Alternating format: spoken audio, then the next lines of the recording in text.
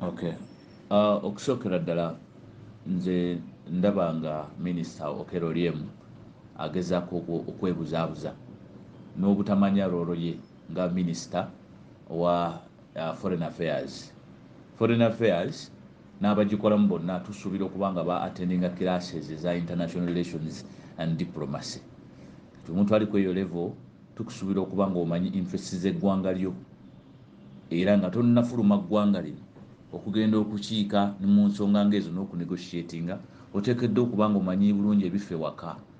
Naye kati bw'ovaayo n'oyogera mu ngeri ey'obulagajjavu nga Honorable Okello simanyi oba awulira Oluganda, naye nga nja kusaba atereeze aveeyo, tujja kumusaba aveeyo, bwe kuba kwetonda yeetonde, bw'aba nga kimuswaza aveeyo abeere nga clarifyinga eri bannayuganda be yakozeeko obulyazaamaanyi naddala ffe bankuba kyeeyo.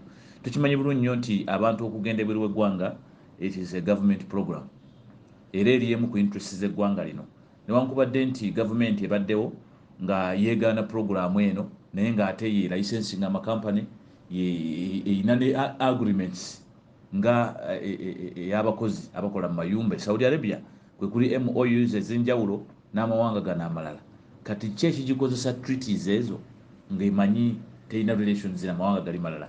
Era olyemu bw'aba nga akiikirira bannayuganda mu position mwali nga minisita ku nsonga z'ewabweru, tasobola kusinziira awo n'atandika kweggyako buvunaanyizibwa eggwanga lyakiikirira bwe lirina eri bannansi abawangalire bweru w'eggwanga. Importance ya protocol ba diplomacy mulimu okuba nga bakiikirira interests z'eggwanga ne bannansi. Bw'oba nga abaana bagenda mu mawanga g'Abawarabu oba Saudi Arabia bagendayo okutuukiriza interest ya Uganda okuba ne business ne Saudi Arabia, kitegeeza kiri kimu ku ebyo omukulu olyemu by'alina okumanya nti interest y'abannayuganda okuba ne leba oba okutwala okukolera Saudi Arabia it is under his protection. N'olwekyo aveeyo buvi advisinge bw'advisinzi gavumenti ku kiki ekiteekeddwa okukolebwa protecting abannansi bw'aba nga alaba, kubanga mu diplomacy ayinza okuba alina waatalina kutuuka. Kyekyo tuvuddeyo nga tubagamba migrant workers voice nti baawule. Yes, ekireetesa treaty agreement eya Vienna Convention agreement eyo eraga nti mulina okuba nga mulina treaties ensi ze mulabye nti musobola okukoleramu business oba ebintu relations endala ne mubeerawo n'endagaano ze mukkamu ne mudiscuss nga butabe munaakola ebintu ebyo apart from the diplomacy oba apart from the consular affairs, naye nga mugenda mu treaties ne mukkaanya ku business ze muba mulabye. Katukize nti Uganda yagala oddiringa ne Saudi Arabia mu by'emmwanyi, it is another treaty gye bagendamu. Tujja bawanga emmwanyi zaffe bwe tuti, emmwanyi zaffe zijja kuba n'omutindo bwe guti, tojja kisanga nga ate kiri mu diplomacy.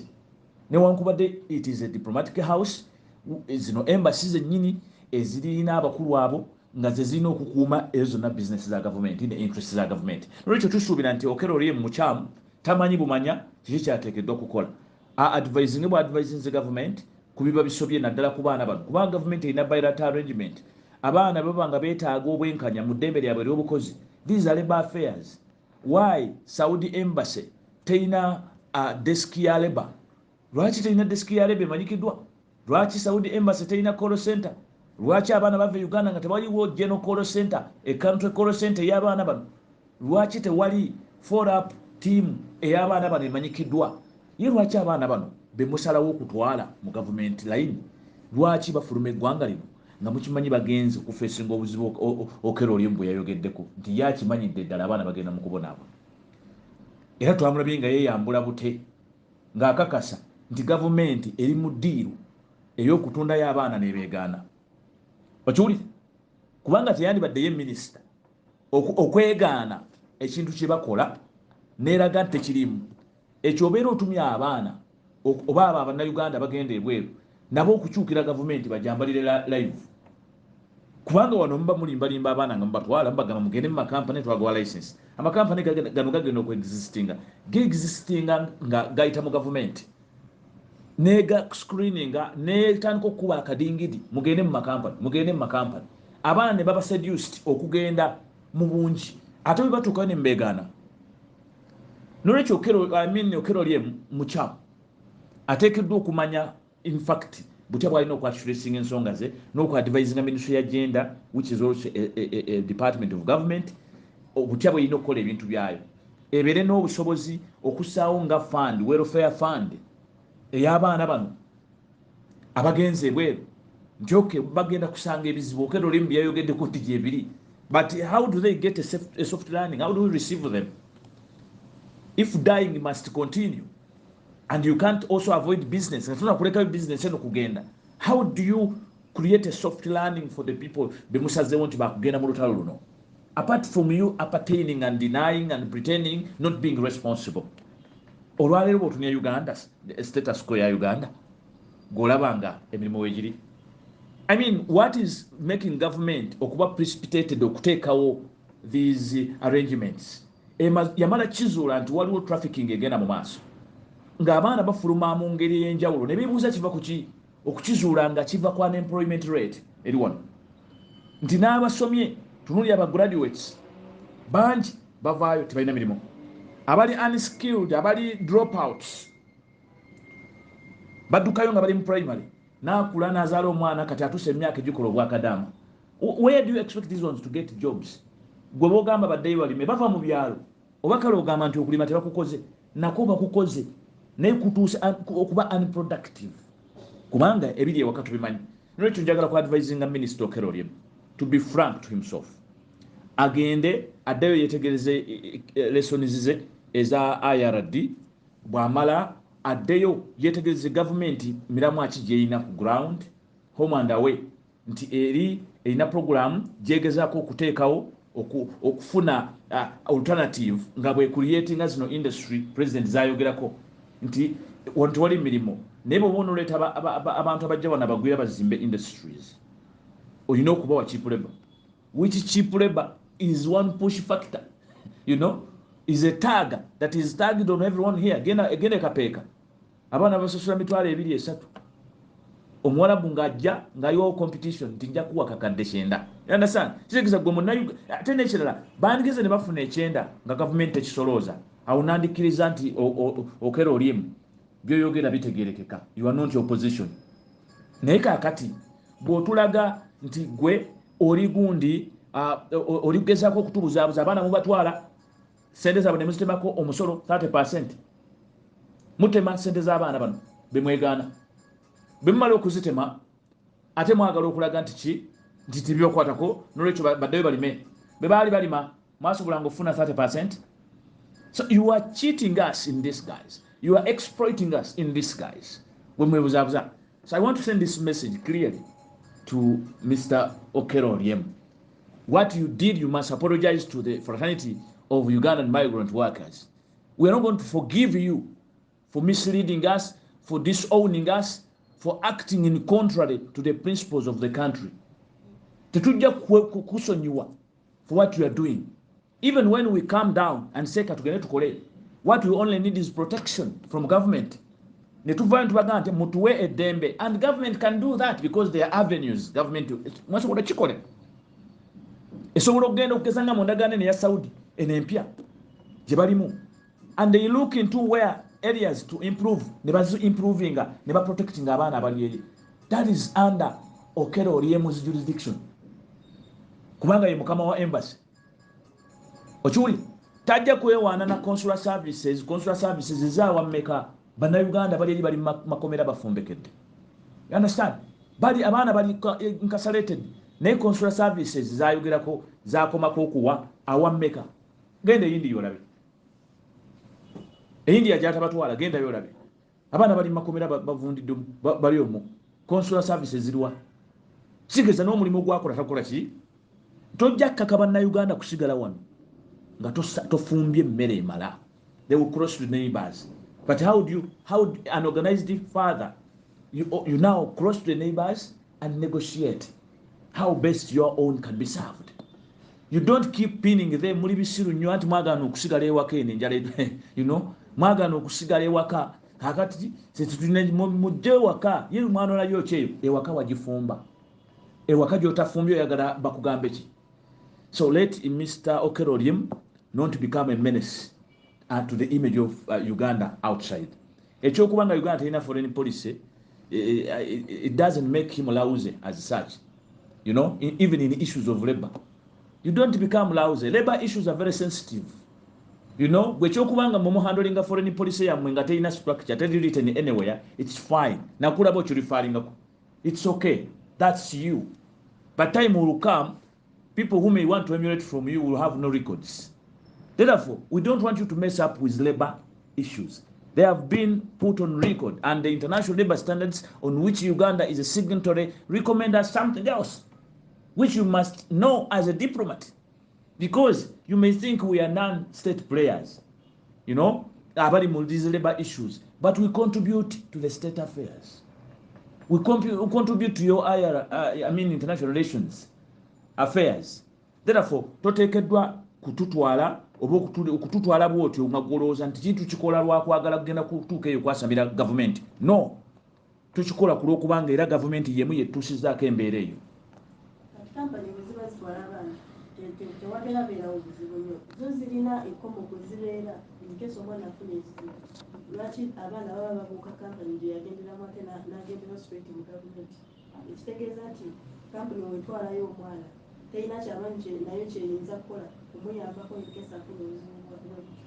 Waliwo kye tuyita jurisdiction.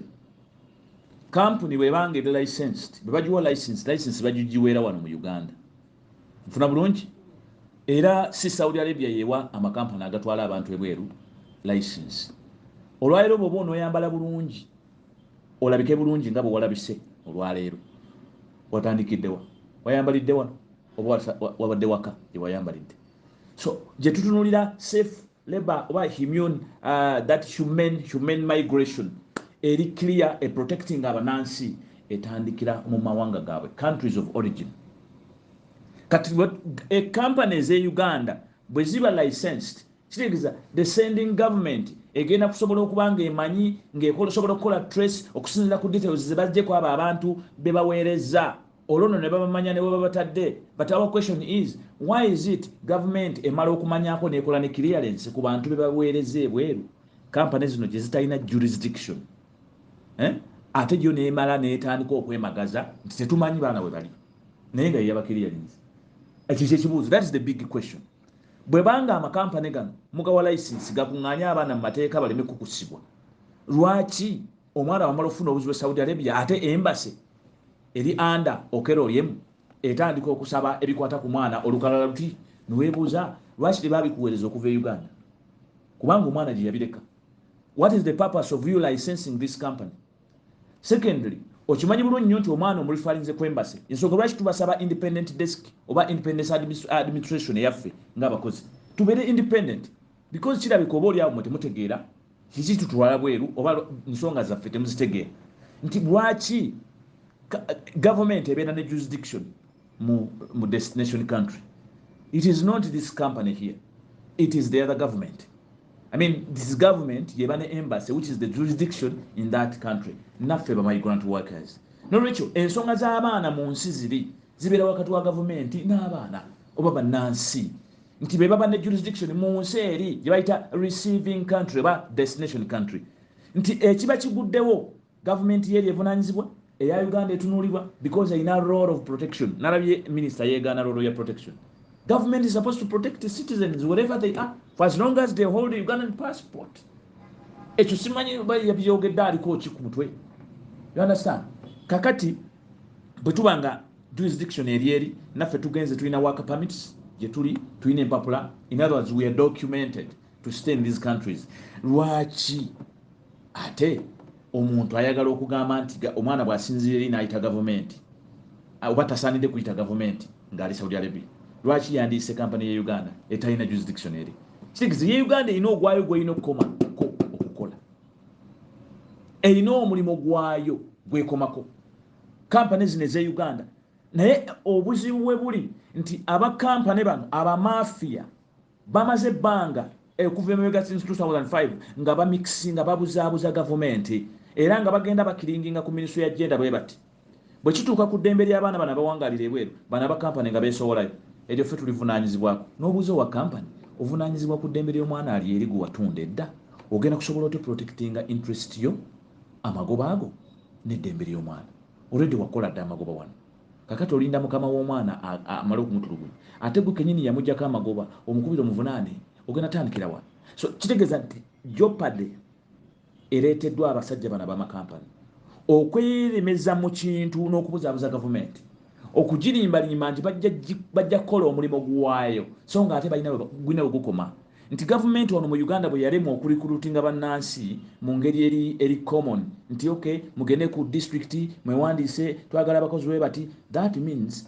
bannayuganda abandi bali bagende saudi arabia bandi badde bakozi ba public service era nga public service yebasasula gavumenti ekyo yakyewala nekyebalama negamba katu licensing ba private players tubawe ki license kati buli ba licensinga obuvunaanyizibwa obwo ng'ate ebawa pamiti bakolere mu ndagaano gavumenti gyekoze si makampani ge gakola endagaano z'emirimu n'ensi ziri kitegeeza diiru ya gavumenti kakati diiru eba ya gavumenti ne subcontracting wa company okugitakinga on kitegeeza ono wa company ali mu actinga mu roolo yani mu roolo yaki ya gavumenti so buli wokwata obuvunaanyizibwa bwa gavumenti n'obutikka private player ale nomala n'otulaga nti ate kati private player yennyini yagenda okujjayo echecking in other words tojja kukwata private player gw'omaze okutikka obuvunaanyizibwa bwali badde obubwo n'obumukwasa n'olowooza ng'ali omuwadde jurisdiction gwe gavumenti osigaza jurisdiction y'omulese wano kuba teri kampani ya wano erina office saudi arabia oyo si kubuzaabuza na kutta bantu omulese wano naye oyagala omwana afune ebizibu ate ayita ono ali wano gwe ng'olina embassy eri etakola so buba buli azaamaanya era twagala okuadvisinga nti gavumenti weba eyagala otereza emirimu gino gye yayingiramu gyekola mu mankwetu nga teyagala kuba straight kuba eyagala ekirekera ab'amakampani b'amakampani bebavunaanwa naye buvunaanyizibwa bwani ab'amakampani badeployinga mu job order zaani za gavumenti job order bazitwala ku embase buli mutwe ne bagusasula emitwalo dollars 30 okiwulira then ne bongera ne basasula ku sente zisasulwa ku buli mutwe kampani buli kampani bajiwa wakati wa dola 10,300 ku 1,100 okiwulira kampani ye Uganda kati neye eri eba yafunye omwana n'amalira mu bukadde nga 20 n'okusobya okiwulira kakati bwe kibanga abona bagabana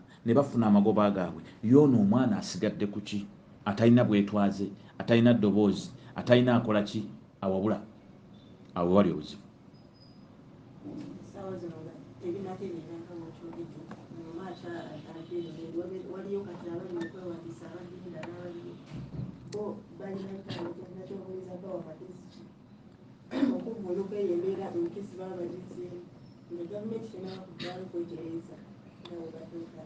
okusinziira ku status quo oba embeera nga bweyimiridde tutuuse mu kiseera nga tusaanye ba stakeholders okubanga tufaayo oba tudda ku drawing board okufaayo ennyo okudesigninga oba okuteeralinga mechanism esobola okukkiriza nti wadde ng'abakazi bafiira mu ssanya funa bulungi kimanyikiddwa basobola okufa era embuto bazifuna zibaluma nnyo balumwa essanya era abalala bafiirayo kati bw'omala okumanya ekyo gavumenti entuufu edda wansi neteekawo programs zetuyita eza antenatal care programs teziba za lunaku lumu ojja kungamba bankuba kyeeyo bo nga babatwala mu training center buli gye babeera ku mirimu baba batraininga omukyala wa antenatal agenda mulundi gumu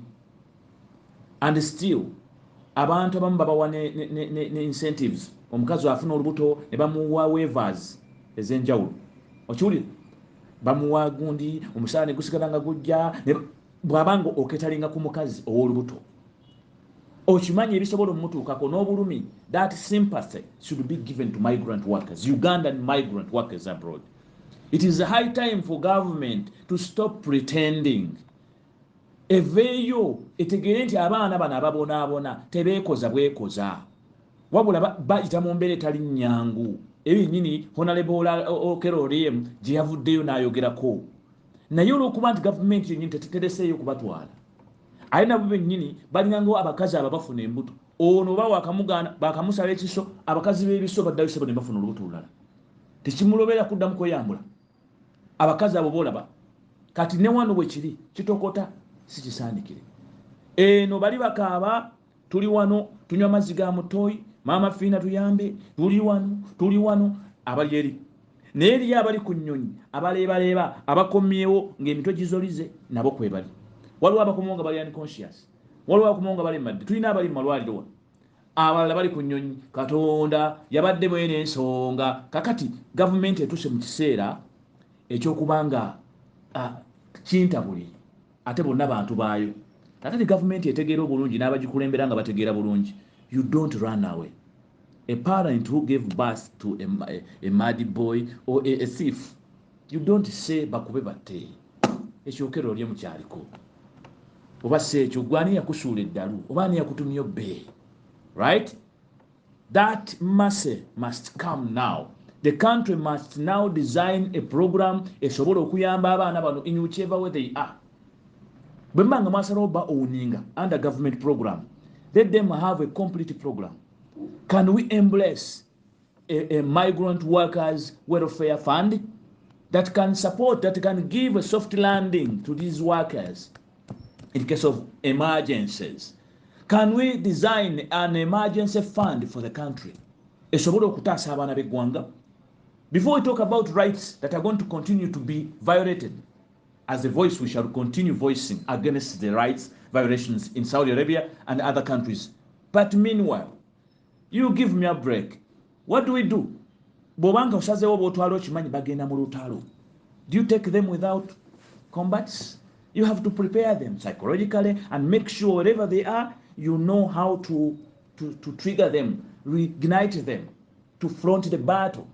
I mean, the idea yokugamba nti bakomewo tujja kuzza kuba wano buli mwana abona adduka ku company nga company etyanyo tugenda muzza abagende mu Gadishu kyogamba buli wezivuga bazadde babagamba mu bakomyewo si bwe kiri olwokuba nti olutalo lwakugenda mu maaso terugenda kuzikira olwa unemployment wano nga n'abali wano tebasobola kukola kye balina kukola omanyawo tukubawo nnyo bagamba ogenda political fesife tubatuma mugaane okuteekawo programs ezituwa emirimu wano. Otherwise singa tulina better wages oba minimum wage twandibadde twegomba kutambula gendeeyo oba singa ffena tusobola okuaccessinga emirimu egimala naye kati twesanga nga tuli mu katu.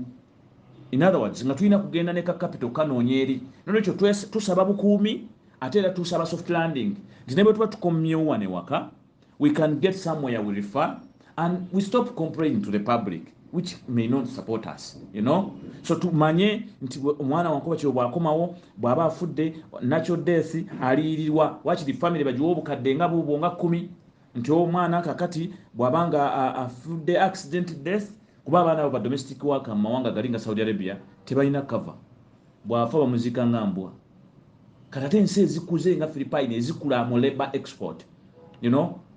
Zozi wabana bano these incentives baba wazino incentives nekiwana enjawulo kwani akukusa nani atakola ki. In fact wowe yagala okukola zero trafficking oleta kibayita that welfare fund no blessing kigeza egenda kuleta incentives esobola okusikiriza omuntu nti boyita mu company ojja kufuna bino ebirungi ne bwofu omanyi family bajugabe bati kangende muki okusinga ogenda nono sekinomu agenda okunkukusa ebya pakupaku ntuke yansuule batuke n'omulambo gwange gukalubirira abazadde bange oguzza bwe kibanga government promoting a human trafficking. Why doesn't government embrace such an emergency fund for these Ugandans?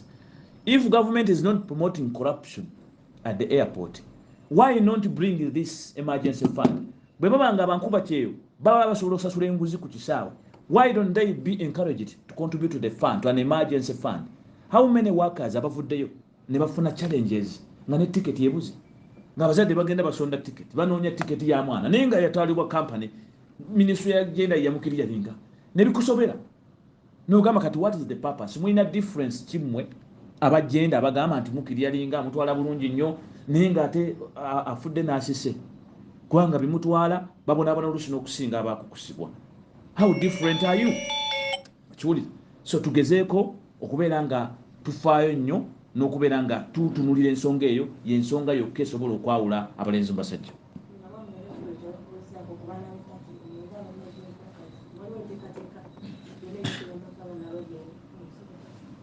Ffe nga migrant workers voice we voice twandyetaaze okujjukiza gavumenti nti erina obuvunaanyizibwa ku bannansi abali ebweru waayo. Abaana b'ettake gavumenti olaba abali Saudi yabeeganye beyatwalayo mu bulungi kati ab'ettake beetaatwala abo bakufa baggweyo emanyi n'abaliwo emanyi n'abafiiridde mu musisi oyo tesobola nakubanga ebamanyi nfuna bulungi. Kakati bwe kituuka ku baana b'ettake tusaasira nnyo baganda baffe abafiiridde mu bitundu ebyo. Inna lillahi wa inna ilaihi rajiuna. Naye tusaba gavumenti ng'eyita mu embase zaayo mu baconsulars okugenda okunoonyereza kubanga embase zaffe ezo oluusi nnafu tebafaayo okufuna actinga proactively baagala kuba active. That's where wetubakwatidde offside ng'abaana abamu bali mu njege naye nga embase temanyi okiwulire ate ne bwemanyi oluusi tecommunicating because such an important event it has happened.